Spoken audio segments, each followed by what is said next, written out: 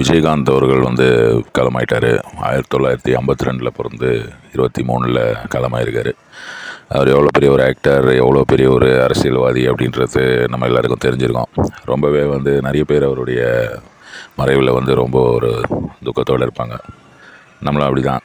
ரொம்ப ஒரு நல்ல மனுஷர், ரொம்ப ஒரு நல்ல ஒரு மனிதர். அவர் வந்து சாதாரணமான ஒரு ஆக்டர் கிடையாது.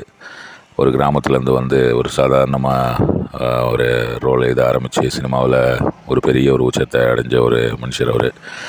அவர் வந்து ரொம்ப ஒரு நிறைய நல்லது இதெல்லாம் பண்ணியிருக்காரு. நிறைய பேருக்கு வந்து ஹெல்ப் பண்ணியிருக்காரு. நிறைய பெரிய பெரிய உயர் அதிகாரிகள் இன்றைக்கி வந்து அவர் படிக்க வச்சு இன்றைக்கி வந்து அவங்க நல்ல பொசிஷனில் இருக்காங்க, நல்ல ஒரு நிலையில் இருக்காங்க வாழ்க்கையில். அந்த மாதிரி விஷயங்கள்லாம் பார்க்கும்போது வந்து விஜயகாந்த் வந்து உண்மையிலேயே ஒரு ரியல் ஹீரோ அப்படின்னு சொல்லலாம். சினிமாவில் மட்டும் அவர் ஹீரோ கிடையாது, அவர் வந்து ரியல் லைஃப்லேயே வந்து அவர் ஒரு ஹீரோ தான் அப்படின்னு தான் நான் சொல்லுவேன். ஏன்னா வந்து 2005 அவர் கட்சி ஆரம்பித்தார்.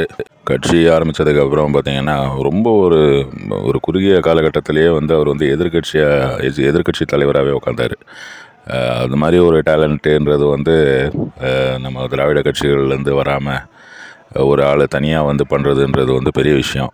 அதுக்கப்புறம் நிறைய இதெல்லாம் நடந்தது. அதெல்லாம் நம்மளுக்கு நிறைய பேருக்கு தெரிஞ்சிருக்கும். அதெல்லாம் நம்ம இப்போ அதை பற்றி பேசி இது பண்ண வேணாம்.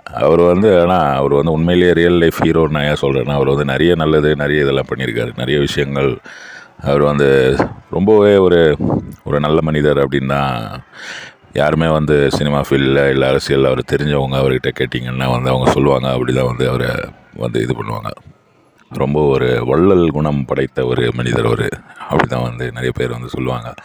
ஏன்னா அந்த மாதிரி வந்து அவர்கிட்ட ஹெல்ப்புன்னு கேட்டு போகிறவங்க அது மாதிரி விஷயங்களில் வந்து அவர் வந்து ரொம்பவே ஹெல்ப் பண்ணுவார்.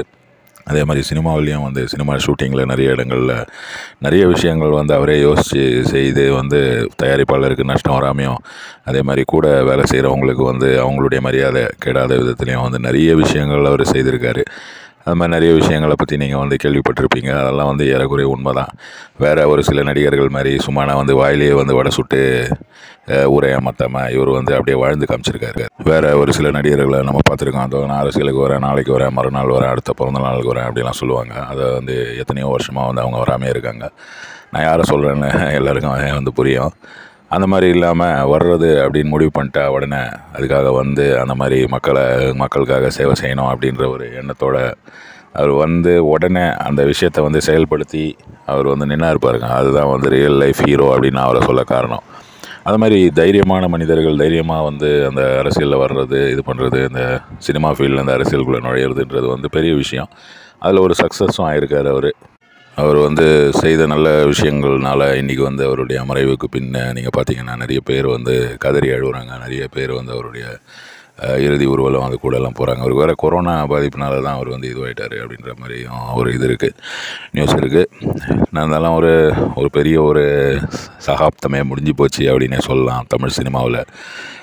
அவர் வந்து ஒரு சாதாரண ஒரு ஆக்டர் கிடையாது. நடிகர் சங்கத்துடைய தலைவராலாம் வந்து ரொம்ப நாள் இருந்திருக்காரு. அதுக்கப்புறம் தான் அவர் வந்து அரசியலுக்கு வந்திருக்காரு. நடிகர் சங்கத்துடைய தலைவராக இருந்தால் அரசியலுக்கு வந்துடலாம் அப்படின்னு நினைக்கிற ஒரு சிலர் இருக்கும்போது அதை வந்து உண்மையிலேயே நடத்தி காமிச்சவர். அவர் வந்து ஒரு உதாரணமாக அவங்களுக்கெல்லாம் வந்து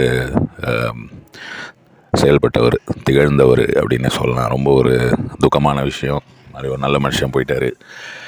என்ன பண்ணுறது, வாழ்க்கையில் அப்படி தான் ஒன்று நடக்கும். ஒரு நேரத்தில் எல்லாமே வந்து எல்லோரும் வந்து அவருடைய ஆத்ம சாந்தி அடையிறதுக்காக நம்ம வேண்டிக்கலாம் அப்படின்னு தான் நான் சொல்ல விரும்புகிறேன்.